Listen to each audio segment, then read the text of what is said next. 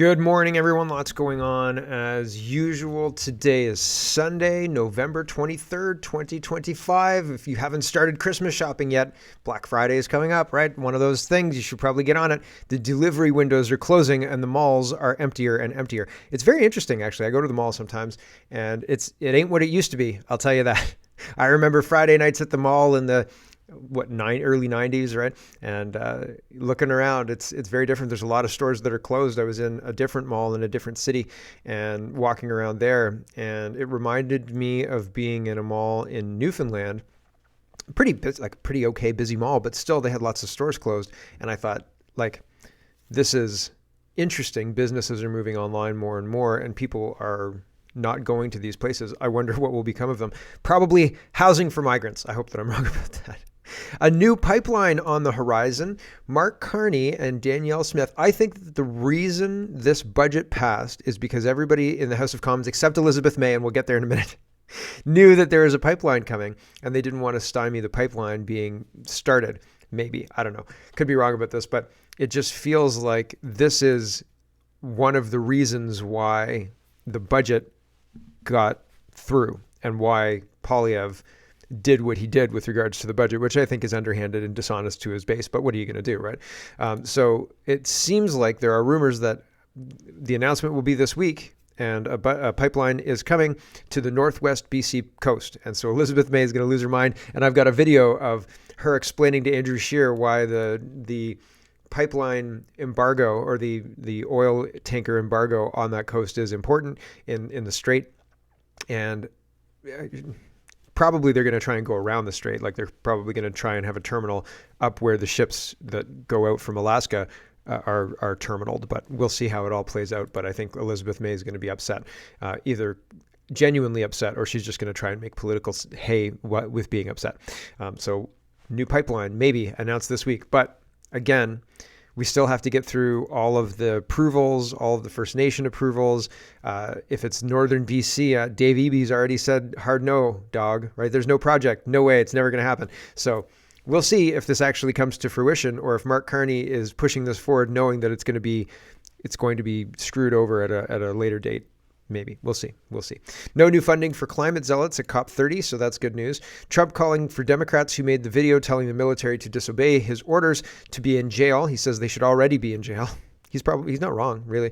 Eby has not started any court proceedings with regards to the First Nations and the attempt to steal land. And I understand the irony of that statement. And Carney is in Norway and not doing anything at all to attempt to fix trade with the Americans. We've got the USMCA renegotiation, and we really should have had a trade deal set up with the Americans by now. But I believe Canada is behaving stupidly, and we should get this kind of stuff locked up before we lose the opportunity and before the United States decides that more economic force is needed for Canada to get on board, right? It's pretty wild stuff. I hope the economic destruction that interruption in the USMCA or free trade between Canada and the United States would cause would be catastrophic, would be absolutely catastrophic for the people of Canada.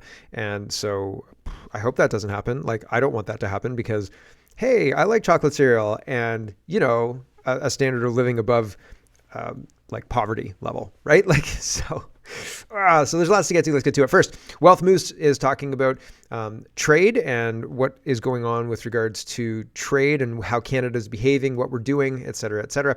And Wealth Moose highlights this. The Toronto Star just got fact-checked by the U.S. Embassy. Imagine being so desperate to protect Mark Carney that you invent a fake diplomatic crisis. This isn't journalism, it's subscription-driven fan fiction. Canadians deserve media that informs, not manipulates. Absolutely humiliating. So on the left is future of trade talks depends on Canada's purchase of American fighter jets, U.S. ambassador says. And it says in the subtitle here, it says Pete Hoekstra said that it would not be easy to restart the now stalled trade talks and urged Canada to harmonize as much as possible with the U.S. on a range of economic and military cooperation issues. Correction notice issued by the U.S. Embassy in Ottawa.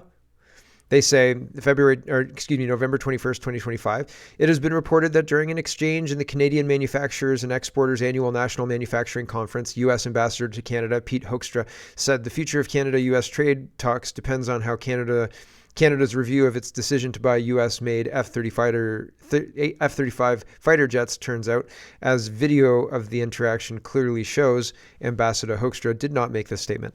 So the Toronto Star was imagining between the lines, right? We're just filling in what we imagine that he's saying here because he didn't actually say it. Pretty wild stuff. So here's Mark Carney, and he says, there are huge opportunities for Canada and Norway to collaborate on energy, defense, and clean technology.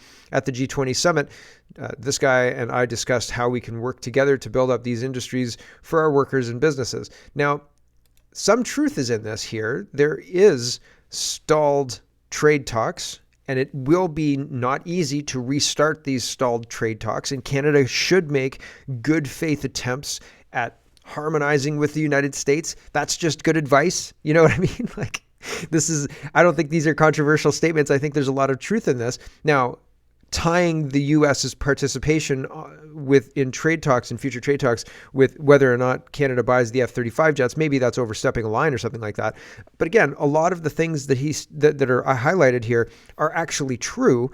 And so instead of doing any of those things, instead of trying to fix the big chasm that is sitting between Canada and its lifeblood, the United States, our biggest trading partner, our bestest friend, best buddy, old pal, long-standing, we'll fight to the end, we went to all the world wars with you and all the stuff like that, right? We're not doing anything at all to try and fix that. Nothing. In fact, we say more dangerous, complicated world, Mark Carney's favorite expression. He says the relationship is over and it's never going to be the same again. So instead of actually trying to fix these things with rhetoric that combats the idea that we're drifting away from the United States and with actions that reaffirm that we're not drifting away from the United States, Mark Carney takes actions to confirm that we are drifting away from the United States and says nothing about all of the difficult trade talks, instead focuses on buying Saab jets from Sweden, right? So Mark Carney says there are huge opportunities for Canada and Norway to collaborate on energy, defense, and clean technology. At the G20 summit, we discussed how we can work together to build these industries for our workers and businesses. Nah, that's a hard no for me, dog. Can you guys figure out some American trade? Can we figure this out? Because if North America can't work together, it's going to be a problem. There's going to be conflict. There's going to be conflict around that. If the U.S. is booming and Canada's in a deep depression and nobody's got jobs, that's going to be a huge problem. People are not just going to sit by and say, well, that mean Trump guy is super mean and, he can run an economy where Canada appears to not be able to. Finance a Lot says, still don't believe the 1929 crash was orchestrated. Look at what the Federal Reserve did to cause it. Now, I didn't know anything about this. I had heard that during the Reagan speech debacle that Ontario released the Reagan speech and misrepresented. During that speech, during the whole speech, he talks about how tariffs were used improperly in the 1930s and they made the Depression worse. And that was kind of my first introduction to the Depression was an orchestrated punishment, almost a punishment. And there's a whole thread. This video, this is a 15-minute video. I watched this yesterday. And man, it really goes into detail about the precipitating factors, and they were trying to undercut the money, and they couldn't, so they flooded the United States with money, the Roaring '20s, and then cut the money supply by 25%. And in flooding the United States with money, told all of their acolytes, buy gold, basically. And then when they dropped the money supply, the gold went up, gold value went up. So all of these people, it was a transfer of wealth. They got their transfer of wealth by any means necessary through doing this, right? And so here's Finance a Lot, and he says they expanded the money supply by 34% in the 1920s to create a private credit bubble, and then they shrank it by 33%. To collapse it. The Fed increased the money supply by 44% in 2020, right? So I'm surprised it's not. I'm not going to say the numbers, but you know what I'm saying, right? Double of 33. I'm surprised it's not that. Why 44?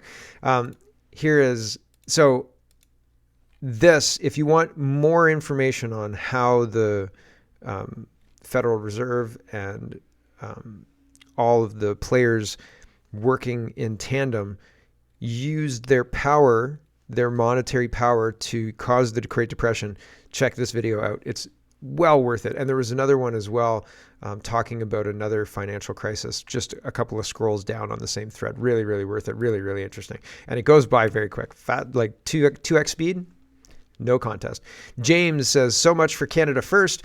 Provinces are in a consensus that alcohol should be off the table in any free trade agreement due to the revenue earned from provincially regulated retailers like Ontario's LCBO and the SAC in Quebec and the NSLC in Nova Scotia. So sorry, you guys, we're going to keep the really high prices of alcohol because we make a crap ton of money on it. So sorry, we told you free trade, but we lied to you. Next question. Unfortunate, but true. Here is the article. This is an opinion piece. Take it with a grain of salt. This is the article talking about, we've got a pipeline. It says, go time. Danielle Smith and Mark Carney agreed to a pipeline deal, right? So Danielle Smith looks happy and bubbly. Mark Carney looks like a vampire grimacing, but I can assure you he's smiling. The article is, I don't know, it's a little weird. So I'm going to just start at the meaty part where it actually talks about the details that they claim to know, because again, it's an opinion piece. Okay. This is, there is an agreement, a memorandum of understanding. So nothing yet really, between Alberta and Ottawa, laying out a path for bitumen pipeline to the Northwest BC coast. Is Dave Eby going to veto this pipeline? Is First Nations, I don't know, representative going to veto this? Probably, maybe, right? I feel like Mark Carney's too comfortable in this, and I don't believe that this Leopard's changed its spots, right? So Prime Minister Mark Carney is on board, says the article. He's expected to travel to Calgary for the announcement this coming week. No wonder Smith was in a cheery mood Friday. Of course, the devil will be in the details. On Friday in Calgary, Smith pointed out any agreement would have to address 3 issues: the bitumen pipeline, the lion's share of what the Premier calls the 9 bad laws. It appears the tanker ban off the BC coast would need to be bypassed for this pipeline because once the product gets to the coast, it needs to be shipped across the ocean to waiting Asian customers. So, yep, there's interest. We're interested to see if this actually comes to fruition. Here's Elizabeth May talking to Andrew Scheer about the tanker ban that Prime Minister Carney and Danielle Smith are going to announce they're going to ignore or go around to get to the North BC coast, right around here, I guess, to have a tanker come in and take it and go. But she says, listen, you can't do this, Andrew Scheer and Mark Carney. But she's not talking to Mark Carney because he assured her that he would not do anything, and he gave her assurances to get the budget passed. It'll be interesting to see. She's going to be mad. I'm telling you right now, she's going to have a press conference. She's going to stamp her feet. She's going to jump up and down. She's going to be mad. Here's Elizabeth May telling Andrew Scheer, you're never, over my dead body, will you violate this tanker ban. No, Mark Carney's going to do it. Here you go. Hello. Lesson on geography and safe marine transit for oil tankers, especially to the attention of slow learners. Danielle Smith, Andrew Slow Scheer, learners. take note. That's very disrespectful. That's disrespectful to your colleagues, right? Like, you can't call people developmentally retarded. You can't do that. You can't say that. Come on, right? Slow learners, that's the same thing, right? Look up the definition of retarded. That is, it used to be a clinical term to describe children who did not pick things up as quickly as other children. So don't be all blah, blah, blah, Elizabeth May. That's rude and disrespectful, and you should take it back, because she's an MP and she's talking about other MPs and other leaders in Canada, and calling them slow learners is, at the very least, disrespectful. My gosh. Here we go. You cannot put tankers through the Hecate Straits. Let me show you. This is a quick and dirty map I just drew. This is British Columbia. This is the west coast of British Columbia. Alaska up here, Yukon here. This is where I live, on Vancouver Island, coming down the southern part of the coast of British Columbia. And up here, the territory of the Haida Nation, Haida Gwaii.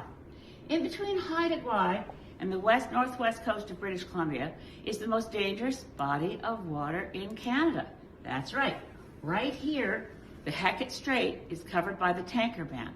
Yesterday in Parliament, Andrew Scheer said, why are the Liberals keeping in a law that prevents Canada from exporting our oil while U.S. tankers travel through the exact same place? No, Andrew, no, wrong. U.S. tankers go from Alaska all out here in the open ocean down to Washington State. Don't love it, but it's not like as anywhere near as dangerous as the loony idea of bringing oil tankers up along the northwest coast of British Columbia, which is, as I mentioned, not just the most dangerous body of water in Canada, the fourth most dangerous body of water on the planet. Hecate Strait has been protected from oil tanker traffic by a moratorium between the BC and federal government that's been honored voluntarily since 1972. Justin Trudeau put it in a law with a tanker ban. But bear in mind, it's been honored for 50 years, and no one is going to lift it. Come hell or high water, which is actually a good definition of the Hecate Strait. Right, hell or high water.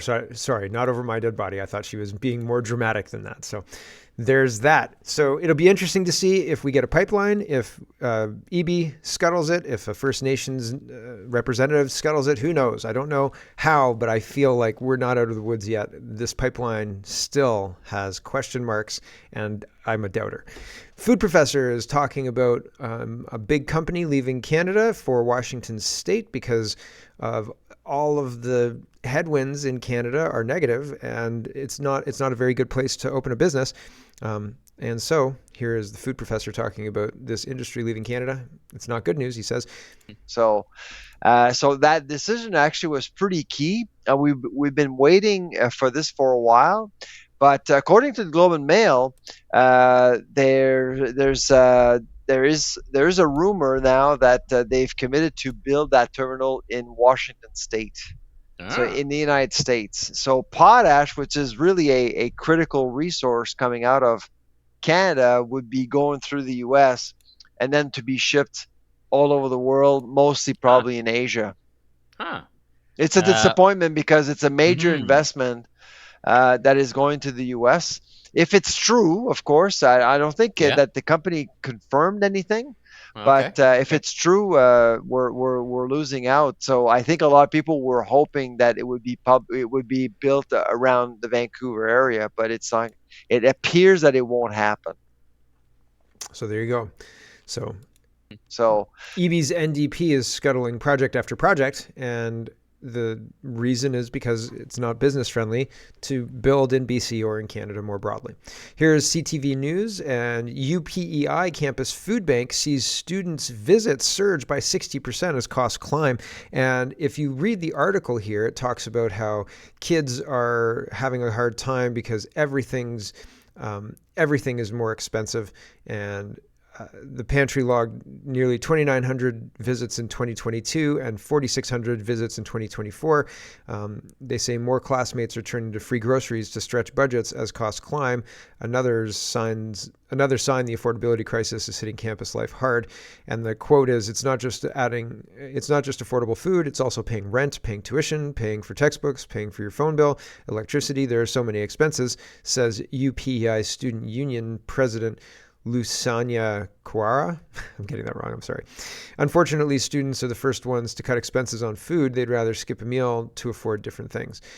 And it doesn't really go through the demographics of who's using the food bank, but Mary L. goes through the demographics and cites her sources through her going through what's going on in PEI. So she says recipients of the UPEI food bank are primarily students, with international students being a particularly high need group. Other recipient demographics include student experiencing general food insecurity due to inflation and a lack of work opportunities, with usage increasing significantly since the pandemic. Key recipient demographics: international students. According to the food bank coordinator, international students are using the service more often than other groups, often facing a difficult choice between paying for rent or buying groceries. Students struggling with inflation. The rising cost of living is a major factor, with many students balancing food budgets against higher tuition.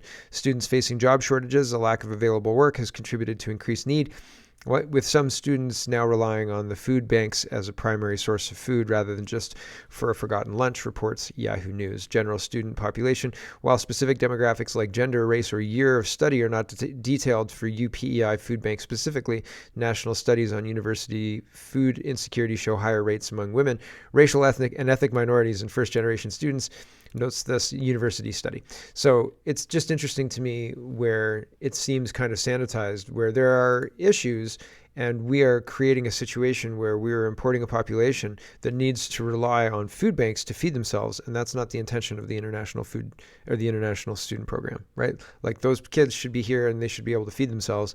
And if they can't, then we need to look at the issues in our program and who we're bringing and who we're approving, et cetera, et cetera, et cetera. And I'm not saying it's their fault. I'm saying we shouldn't do that to people. We shouldn't say this amount of money is going to be fine for you to have, a life here in Canada or whatever. And then they get here and then that's not true. And then they're struggling to the point where they have to use food banks. That's a shitty thing to do to somebody. That's like inviting them over for dinner and ordering a slice of pizza. And then you say, well, we can each have a little bit of the pizza. Like that's a shitty thing to do to somebody. Don't do that to people, right? Like tell them that there's not going to be dinner if you don't have enough for dinner. But don't invite them over and give them a sliver of pizza because all you can afford is 2 slices and you figure that's better than whatever they're getting at home. No, they could buy their own damn dinner, right? They don't need you to supply it. And now that they're here, they're stuck with you and they're like, well, I guess I'll have this sliver of pizza and maybe I'll get something on the way home. But these people can't go home, right? Like, or they're not going to go home or whatever.